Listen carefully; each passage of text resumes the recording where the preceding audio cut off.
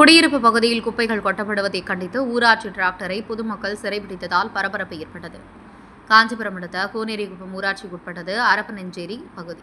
இப்பகுதியில் சுப்பிரமணியம் நகர், அண்ணாமலை நகர், அறிஞர் அண்ணா அவென்யூ உள்ளிட்ட பகுதியில் சுமார் 800க்கும் மேற்பட்ட குடியிருப்புகள், 4000க்கும் மேற்பட்டோர் வசித்து வருகின்றனர்.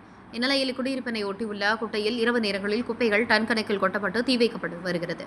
இதனால் அப்பகுதியில் துர்நாற்றம் வீசுவதோடு பிளாஸ்டிக் கழிவுகள் எரியூட்டப்படுவதனால் அதிலிருந்து கரும்புகை வெளியேறி மூச்சுத்திணறல் ஏற்படுவதாக கூறப்படுகிறது. இந்நிலையில் அப்பகுதியை சேர்ந்த பொதுமக்கள் ஒன்றிணைந்து கூடியிருந்த நிலையில் கோனேரிக்குப்பம் ஊராட்சி பகுதியில் சேகரிக்கப்பட்ட குப்பையுடன் வந்த டிராக்டரை சிறைபிடித்த பகுதி மக்கள் போராட்டத்தில் ஈடுபட்டதால் பரபரப்பு ஏற்பட்டது.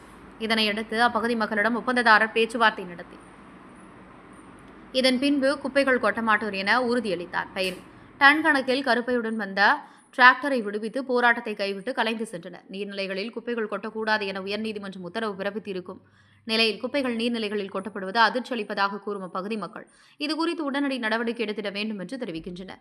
திடீரென குப்பையுடன் வந்த ஊராட்சி டிராக்டரை பொதுமக்கள் சிறைபிடித்ததால் அப்பகுதியில் பரபரப்பு ஏற்பட்டது.